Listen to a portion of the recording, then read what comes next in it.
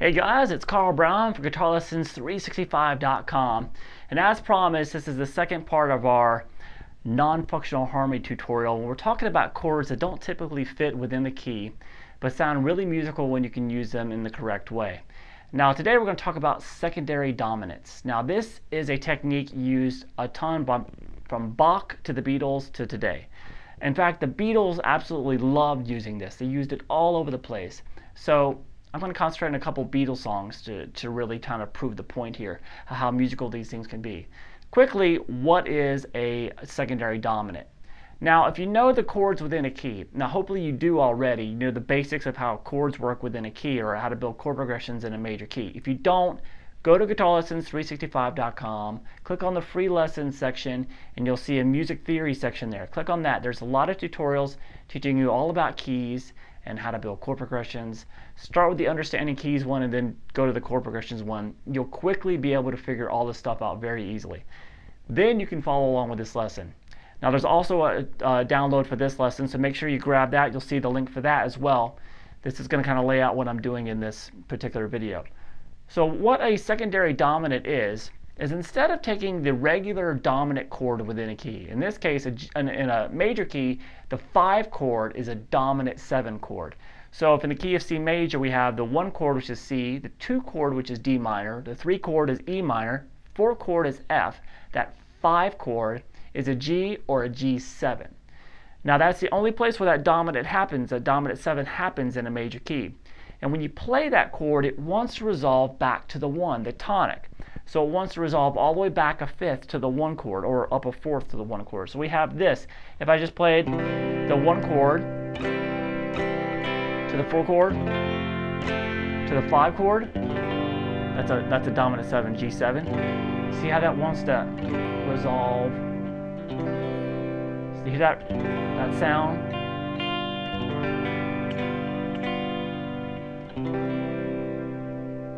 Now, besides getting into the ear training and why it wants to resolve to it, which is a whole nother lesson in of itself, there's a tritone in there which is resolving to the notes of the 1 chord. But we really just want to focus on how a dominant 7th chord always wants to resolve to a chord that is a 5th below it. Now that could be a major chord or a minor chord. Now we can use this to our advantage when we have our own chord progressions. Let's say we take, in the case of A major, let's look at all the chords in A major. You'll see this on the chart. Now all the chords in A major are an A major chord, B minor, C sharp minor, D major, E major or E7, F sharp minor, and G sharp diminished. And then we're back. Alright, so 1, 4, 5 in this key is going to be an A major to a D major to an E7.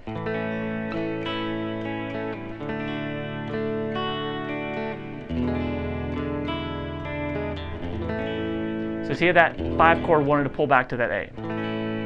Alright, so we don't always have to have a dominant chord that's on the 5th scale degree resolved to the 1 of the key. We can briefly, what is called tonicize or tonicization, briefly treat another chord within that key as the tonic. So instead of having A as the tonic, we can have that 2 chord, which is B minor. We can have B minor as the tonic quickly, or the 3 chord, or the 4 chord, or the 5 chord.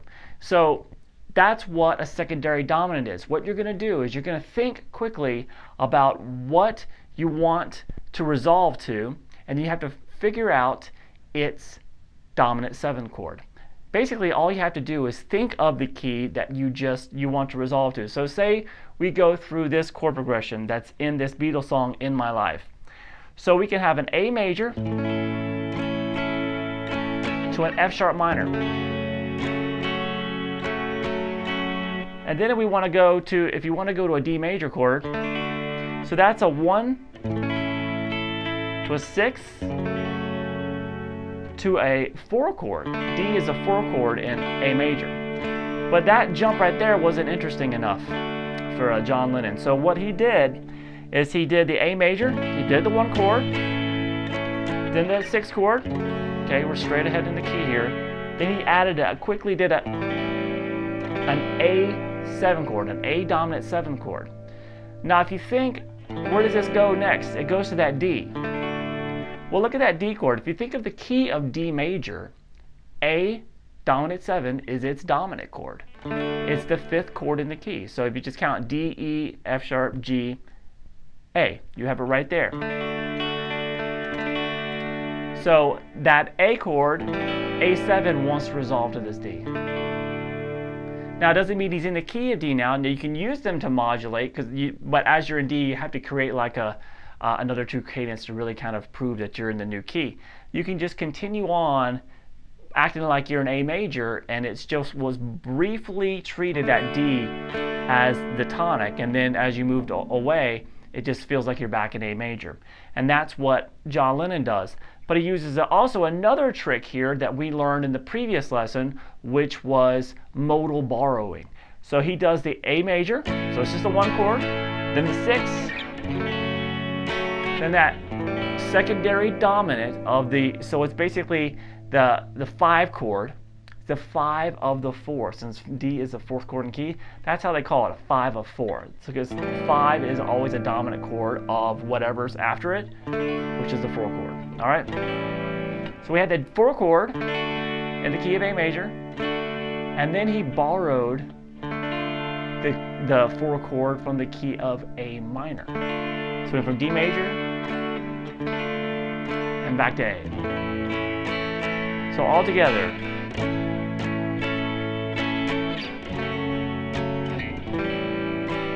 D, D minor. A very little creative trick, but it made the harmony sound so much more interesting, not only using that secondary dominant, but also borrowing that minor chord, which really stuck out too. But it all still easily comes back to A. All right, so let's look at another song of theirs. We're going to look at This Boy.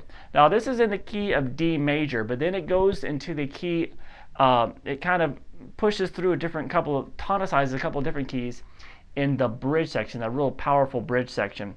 So coming out of the actual verse, or the chorus, it just sounds like this.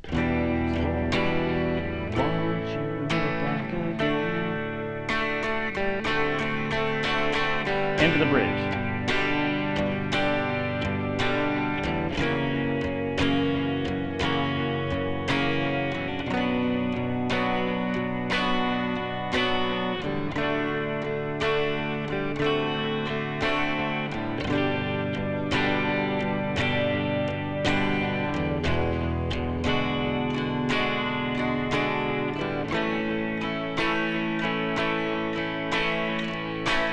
That A resolves back to the D.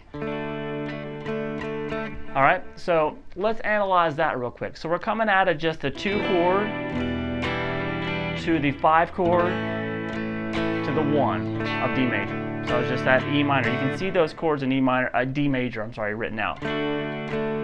But now we know things are going to get crazy, because we're going to take that D chord and make it a D dominant. Now if it's a D9 there, but you can just do a regular D7. Let's keep it simple. If you don't know your 7th chord shapes, you can find that for free at guitarlessons365.com as well in the intermediate section. So we have just D to that. Now we're making it a D dominant chord. So obviously it has to resolve to G, because D is the dominant chord in the key of G major. If you just count through G major, G, A, B, C, D. That's the 5th chord, so it's going to be a dominant chord off that D. So D to a G, and it resolves there. So are we in G major now, or are we just kind of briefly tonicizing the 4 chord? Well, when you get to the next chord, we have yet another dominant 7 chord, F sharp dominant 7. So whatever that is, we could just look at the next chord, and it's an F sharp. So F sharp is the 5th tone in the key of B, or in this case B minor. He resolves to B minor.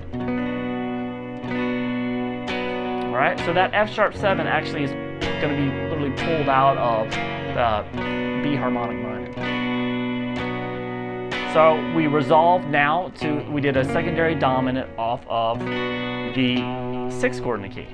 So now we're back into a chord, just the 6th chord in the key. So are we in B minor now? Nope, now it goes to D. And then back to a D dominant chord.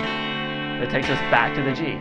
So he's just using secondary dominants to just hop from one key to the next, or just briefly tonicizing different chords within the key. And now here, from this G, he's not going to go to the F sharp dominant 7. He's going to go to an E dominant 7, or an E dominant 9.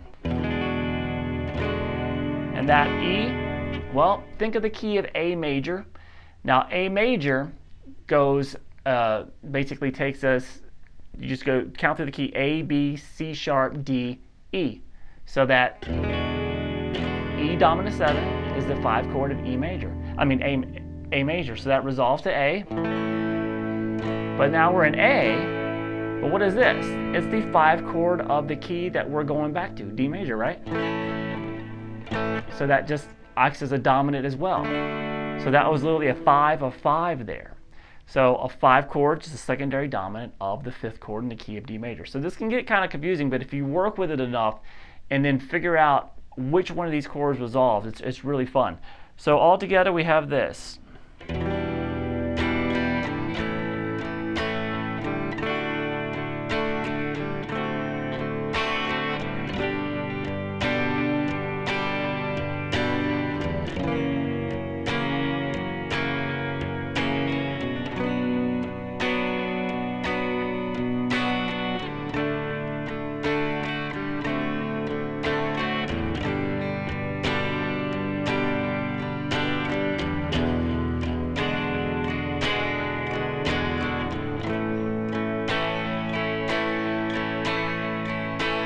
That resolves to D. All right, so it's a really cool way of just kind of obviously making the chord progressions a lot more interesting. But you just need to understand that you can use that 1-7, 2-7, that 3-7, 6. I mean, you can use these 7th chords off of the and treat other chords within the key as just briefly tonicizing other chords in the key, and then continuing on with your chord progression.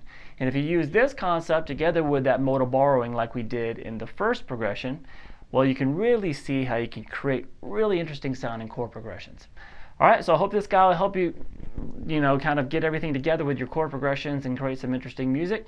If so, I want to hear it and let me know about it. I'll see you again soon for GuitarLessons365.com.